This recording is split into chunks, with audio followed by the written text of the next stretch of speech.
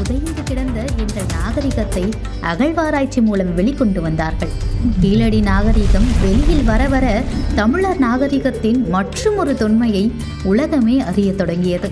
கீழடி தொடர்பாக AI தொழில்நுட்பத்தால் உருவாக்கப்பட்ட வீடியோவை திமுக வெளியிட்டுள்ளது. இந்திய தொல்லியல் வரலாற்றை மாற்றி எழுதியது கீழடி என குறிப்பிட்டு திமுக வீடியோ ஒன்றை வெளியிட்டுள்ளது. உயர்வான நகர நாகரிகம் உலகுக்கே தெரிய வந்தது. தமிழ் எழுத்துக்களின் காலம் கிமு 300 என அனைவரும் நினைத்திருந்த நிலையில் கிமு 600 என எங்கள் கீழடியால் மாற்றியம் ஆய்வு செய்யப்படவும் கொண்டாடப்படவும் காத்திருக்கும் கடந்த காலம் என்றும் உலகிற்கு தமிழ்நாட்டின் பங்களிப்பு தொடர்பான வாழும் சாட்சி என்றும் திமுக குறிப்பிட்டுள்ளது. நாட்டு ஆய்வகங்கள் எங்கள் கீழடியின் தொன்மத்தை அங்கீகரித்தன. இத்தனை சிறப்புகளை கொண்ட எங்கள் கீழடியை உலகமே உற்று கவனிக்கிறது. கீழடி வெறும் வரலாறு அல்ல என்றும் அது ஒரு பாரம்பரியம் என்றும் அந்த பதிவில் குறிப்பிடப்பட்டுள்ளது. நீட் தேர்வை முதல் முறையாக எழுதியவர்களை விட 2-3 முறைக்கு மேல் எழுதியவர்களுக்கு மருத்துவ கலந்தாய்வில் பங்கேற்க அதிக வாய்ப்பு கிடைத்துள்ளது. தமிழ்நாட்டில் மருத்துவ படிப்புகளுக்கான முதல்கட்ட கலந்தாய்வு வரும் 30ஆம் தேதி தொடங்குகிறது. அரசு மற்றும் சுயநிதி மருத்துவக் கல்லூரிகளில் உள்ள இடங்களை நிரப்புவதற்கான விண்ணப்பங்கள் இணையதளம் வாயிலாக பெறப்பட்ட நிலையில் 72,473 விண்ணப்பங்கள் பெறப்பட்டன. இது கடந்த ஆண்டை விட 29,680 விண்ணப்பங்கள் கூடுதலாகும். அரசு ஒதுக்கீட்டு இடங்களில் சேர விண்ணப்பித்தவர்களில் 39,853 மாணவ மாணவிகளுக்கு தரவரிசை பட்டியல் வெளியிடப்பட்டது. அதில் நீட் தேர்வை 2 முறைக்கு மேல் எழுதியவர்களுக்கு மருத்துவ கலந்தாய்வில் பங்கேற்க அதிக வாய்ப்பு வழங்கப்பட்டுள்ளது தெரிய வந்துள்ளது.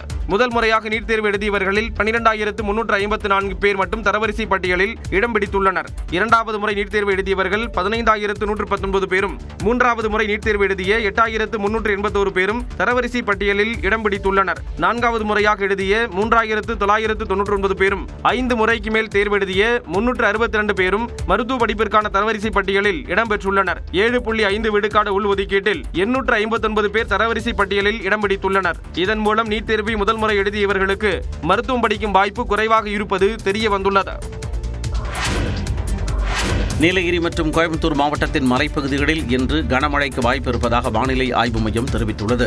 தமிழ்நாடு மற்றும் புதுச்சேரியில் வரும் ஆகஸ்ட் 1ஆம் தேதி வரை மழைக்கு வாய்ப்புள்ளதாக வானிலை ஆய்வு மையம் தெரிவித்துள்ளது. மேற்கு திசை காற்றின் வேக மாறுபாடு காரணமாக இன்று தமிழகத்தின் ஓரிரு இடங்களிலும் புதுவை மற்றும் காரைக்கால் பகுதிகளிலும் லேசானது முதல் மிதமான வரை மழை பெய்யக்கூடும் எனவும் ஓரிரு இடங்களில் பலத்த தரைக்காற்று மணிக்கு 40 முதல் 50 கிலோமீட்டர் வேகத்தில் வீசக்கூடும் என்றும் தெரிவிக்கப்பட்டுள்ளது. நீலகிரி மற்றும் கோயம்புத்தூர் மாவட்டத்தின் மலைப்பகுதிகளில் ஓரிரு இடங்களில் இன்று கனமழை பெய்ய வாய்ப்பிருப்பதாகவும் வானிலை ஆய்வு மையம் தெரிவித்துள்ளது. சென்னை மற்றும் புறநகரில் வானம் ஓரளவு மேகமூட்டத்துடன் காணப்படும் எனவும் நகரின் ஒரு சில பகுதிகளில் லேசான மழை பெய்ய வாய்ப்பிருப்பதாகவும் கூறப்பட்டுள்ளது. மத்திய மேற்கு அரபிக்கடலின் அநேக பகுதிகளில் 65 கிலோமீட்டர் வேகத்தில் சூறைக்காற்று வீசக்கூடும் என்பதால் அப்பகுதிக்கு செல்வதை மீனவர்கள் தவிர்க்க வேண்டும் எனவும் அறிவுறுத்தப்பட்டுள்ளது. உதகையில் பலத்த காற்றுடன் கனமழை பெய்தது. காற்றின் வேகத்திற்கு ஈடு கொடுக்க முடியாமல் மின்கம்பங்கள் ஆட்டம் கண்டதால் பல இடங்களில் மின்சாரம் துண்டிக்கப்பட்டது.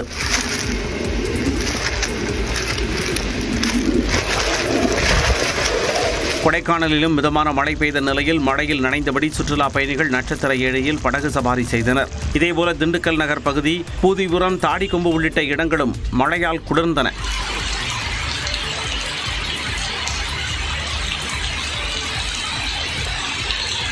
கிருஷ்ணகிரி மாவட்டம் வேவனப்பள்ளி சுற்றுவட்டார பகுதிகளில் கனமழை வெளுத்து வாங்கியதால் விவசாயிகள் மகிழ்ச்சி அடைந்தனர்.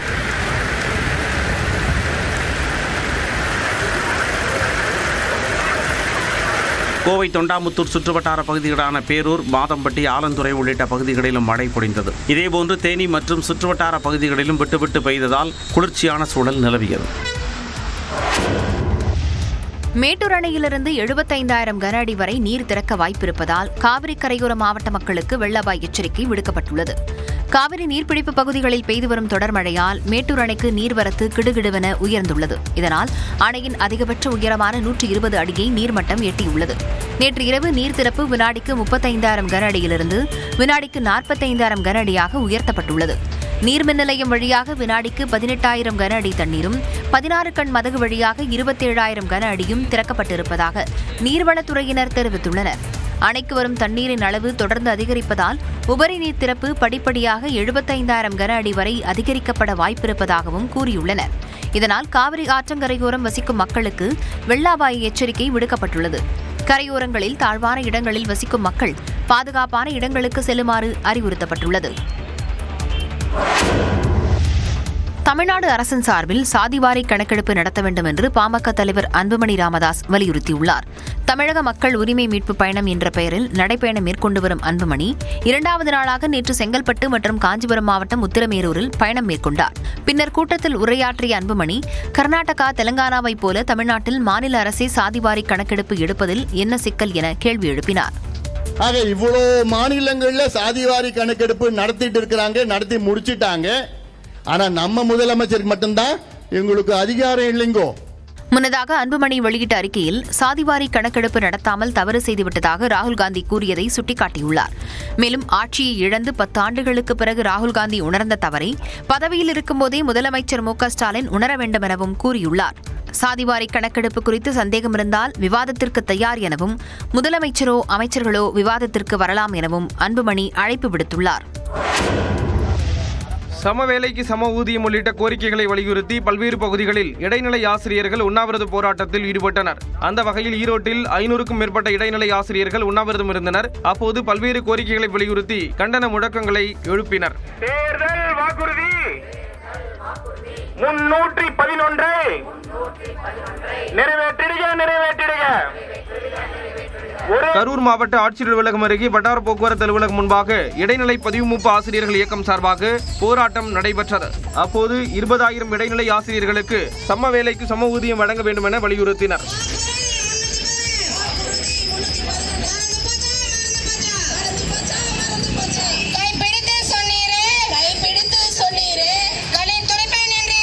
அதேபோல சேலம் கோட்டை மைதானத்தில் இடைநிலை பதிவுமூப்பு ஆசிரியர்கள் இயக்கம் சார்பில் உண்ணாவிரத போராட்டம் நடைபெற்றது. இன்னும் 3 நபர்கள் குழு அமைக்கப்பட்டு அதற்கான தகவல் 3 மாதத்திலே தெரிவிக்கப்படும் அப்படின்னு சொல்லியிருந்தாங்க. 2.5 வருடங்கள் ஆகியுமே இன்னும் அதற்கான குழு எந்த அறிவிப்புமே தெரிவுபடுத்தினதா இல்லை. கோரிக்கையை நிறைவேற்றாவிட்டால் சிறை நிரப்பும் போராட்டம் நடத்த இருப்பதாக ஆசிரியர்கள் தெரிவித்தனர். கடலூர் மாவட்டம் நெய்வேலியில் 400 கோடி ரூபாய்க்கு இரிடியம் விற்பனை செய்ய முயன்ற கும்பலை மாறு வேடத்தில் சென்று காவல்துறையினர் கைது செய்தனர். நெய்வேலியில் ஒரு கும்பல் இரிடியம் விற்பனையில் ஈடுபட முயற்சி செய்வதாக காவல்துறையினருக்கு ரகசிய தகவல் கிடைத்தது. இதனைத் தொடர்ந்து இரிடியம் விற்பதாக கூறி வந்தவர்களை காவல்துறையினர் கண்காணித்து வந்தனர். இந்நிலையில் காவல்துறையினர் மாறு வேடத்தில் அந்த கும்பலிடம் இரிடியம் வாங்க வந்தவர்களைப் போல பேச்சு கொடுத்தனர். இரிடியத்தை பார்க்க வேண்டுமென்றால் முன்பணம் தர வேண்டும் என அந்த கும்பல் நிபந்தனை விதித்ததாக தெரிகிறது. அதனைத் தொடர்ந்து பேரம் பேசியபடி 25 லட்சம் ரூபாய் கொடுப்பதற்காக திட்டமிட்ட குற்றத்தடுப்பு பிரிவு போலீசார் மாறு வேடத்தில் சென்றனர். இதனை நம்பிய இரிடியம் வைத்திருப்பவர்கள் ரகசிய இடத்திற்கு வரவழைத்தனர். ரகசிய இடத்திற்கு சென்று இரிடியத்தை பார்த்த போலீசார் உடனடியாக சக போலீசாருடன் சேர்ந்து அந்த கும்பலை மடக்கி பிடித்தனர். விசாரணையில் இரிடியம் விற்க முயன்ற நபர்கள் நெய்வேலியைச் சேர்ந்த ஆனந்த், சந்திரசேகரன், முருகன், விக்னேஷ் ஆகிய 4 பேர் என்பது தெரியவந்தது. இவர்களுக்கு இரிடியம் எப்படி கிடைத்தது, இது உண்மையான இரிடியம் தானா என்ற கோணத்தில் காவல்துறையினர் விசாரணையை முடுக்கிவிட்டுள்ளனர். படம் தெரியும். இந்த பக்கம் பின்னாடி பெருசா இருக்கு. கிருஷ்ணகிரி மாவட்டம் ஓசூர் அருகே பிரபல நகை தயாரிக்கும் நிறுவனத்தில் பணியாற்றும் ஊழியர்களில் ஒருவர் மாலையில் வெளியே வந்து 2 வீலரை எடுத்தபோது அதில் பாம்பின் வால் தெரிந்தது கண்டு அதிர்ச்சியடைந்தார். இதுகுறித்து வனத்துறைக்கு ஊழியர்கள் தகவல் தெரிவித்தனர். விரைந்து வந்த வனத்துறையினர் அரை மணி நேரம் போராடி பாம்பை மீட்டனர். எந்தவித சேதமும் இல்லாமல் பாம்பை பத்திரமாக அவர்கள் அடர்ந்த வனப்பகுதியில் விடுவித்தனர். மேலும் மழை மற்றும் கோடை காலங்களில் இவ்வாறு பாம்புகள் மறைவிடம் தேடி வரும் என்பதால் மக்கள் எச்சரிக்கையுடன் நடந்து கொள்ள அவர்கள் அறிவுறுத்தினர். விருத்தாச்சலம் அருகே ஏர்கன் வைத்திருந்த நபரை போலீசார் கைது செய்தனர். கம்மாபுரம் கிராமத்தைச் சேர்ந்த 39 வயதான வீரபாண்டியன் யூடியூபில் துப்பாக்கி பார்த்து எழுந்த ஆர்வத்தால் ஏர்கன் ஒன்றை வாங்கினார். தன்னுடைய மகன்களுக்கு ஏர்கனை வைத்து பலூன்களை சுட கற்றுக் கொடுத்து வந்தார். இவருடைய 70 வயதான தாய் பத்மாவதியும் வீரபாண்டியனும் அருகருகே அமர்ந்திருந்த போது வீரபாண்டியனிடமிருந்த ஏர்கனில் இருந்து திடீரென்று ரப்பர் குண்டு பாய்ந்தது. இதனால் ஏற்பட்ட காயத்திற்காக அருகில் இருந்த மருந்தகத்தில் சிகிச்சை பெற்றார் தாய் பத்மாவதி. இதனை அறிந்த காவல்துறையினர் அனுமதி இல்லாமல் ஏர்கன் வைத்திருந்த குற்றத்திற்காக வீரபாண்டியனை கைது செய்தனர். மேலும் இது பற்றி அறிந்தும் கடலூர் எஸ்பி அலுவலகத்திற்கு தகவல் கொடுக்காததால் காவல் அலுவலர்கள் சரவணன் மற்றும் ராஜராஜன் ஆகியோர் ஆயுத படைக்கு மாற்றப்பட்டனர். தமிழக வெற்றிக் கழகம் கட்சி நிகழ்ச்சிகளில் பட்டாசு வெடிக்க தடை விதிக்கப்பட்டுள்ளது. தமிழக வெற்றிக் கழகத்தின் நிர்வாகிகள் மற்றும் தொண்டர்களுக்கான வழிகாட்டுதல் நெறிமுறைகளை அக்கட்சியின் பொதுச் செயலாளர் என் ஆனந்த் அறிவித்துள்ளார். அதன்படி கட்சியின் கொள்கை கோட்பாடுகளுக்கு களங்கம் ஏற்படுத்தும் விதமாக தொண்டர்கள் ஒருபோதும் செயல்படக்கூடாது என்று கேட்டுக் கொள்ளப்பட்டுள்ளது. தேர்தல் பரப்புரை காலங்கள் மற்றும் உறுப்பினர் சேர்க்கைக்காக வீடு வீடாக செல்லும் போது அங்கீகரிக்கப்பட்டுள்ள வாசகங்கள், புகைப்படங்களை ஸ்டிக்கராக ஒட்ட வேண்டும். தேர்தல் பரப்புரை பொதுக்கூட்டங்கள், தெருமுனை கூட்டங்கள் உள்ளிட்ட அனைத்து நிகழ்ச்சிகளிலும் அங்கீகரிக்கப்பட்ட பேனர்களை மட்டுமே பயன்படுத்த பயன்படுத்த வேண்டும் என்று அறிவுறுத்தப்பட்டுள்ளது. கட்சியின் அனைத்து நிலை அமைப்புகளால் நடத்தப்படும் உள்ளரங்கம் மற்றும் வெளி நிகழ்ச்சி உள்ளிட்டவற்றுக்கு பட்டாசுகளை பயன்படுத்துவதை தவிர்க்க வேண்டும் என்றும், தமிழக வெற்றிக் கழகத்தின் நிகழ்ச்சிகள் நடக்கும்போது பொதுமக்களுக்கு இடையூறு ஏற்படுத்தாமல் உற்ற தோழனாக இருக்க வேண்டும் என்றும் என் ஆனந்த் வலியுறுத்தியுள்ளார். நாடாளுமன்றத்தில் சிறப்பாக செயல்பட்டதற்காக திமுக எம்பி CN அண்ணாதுரைக்கு சன்சத் ரத்னா விருது வழங்கி கௌரவிக்கப்பட்ட காட்சிகள்தான் இவை. நாடாளுமன்றத்தில் சிறப்பாக செயல்படும் உறுப்பினர்களுக்கு பிரைம் பாயிண்ட் அறக்கட்டளை சார்பில் சன்சத் ரத்னா விருது வழங்கி கௌரவிக்கப்பட்டு வருகிறது. அதன்படி CN அண்ணாதுரை, சுப்ரியா சுலே, NK பிரேமச்சந்திரன், நிஷிகாந்த் துபே, ரவி கிஷன் உட்பட 17 நாடாளுமன்ற உறுப்பினர்களும் 2 நாடாளுமன்ற நிலைக்குழுக்களுக்கும் நடப்பு ஆண்டுக்கான சன்சத் ரத்னா விருதுக்கு தேர்ந்தெடுக்கப்பட்டனர். இந்நிலையில் டெல்லியில் நடைபெற்ற நிகழ்ச்சியில் விருதாளர்களுக்கு மத்திய அமைச்சர் கிரண் ரிஜிஜு விருது வழங்கி கௌரவித்தார். விருதை பெற்றுக்கொண்ட திமுக எம்பி CN அண்ணாதுரை இந்த விருதை முதலமைச்சருக்கு சமர்ப்பிப்பதாக தெரிவித்தார். இந்த விருதை எனக்கு கூடுதல் பொறுப்பாக நினைத்து தொடர்ந்து திருவண்ணாமலை நாடாளுமன்ற தொகுதி மக்களுக்காக நாடாளுமன்றத்தில் குரல் கொடுப்பேன். நாடாளுமன்ற கூட்டத்தொடரில் மத்திய அரசு உரிய விளக்கம் அளிக்கும் வரை முக்கிய விவகாரங்களை எதிர்க்கட்சிகள் சார்பில் எழுப்புவோம் என்றும் அண்ணாதுரை தெரிவித்தார்.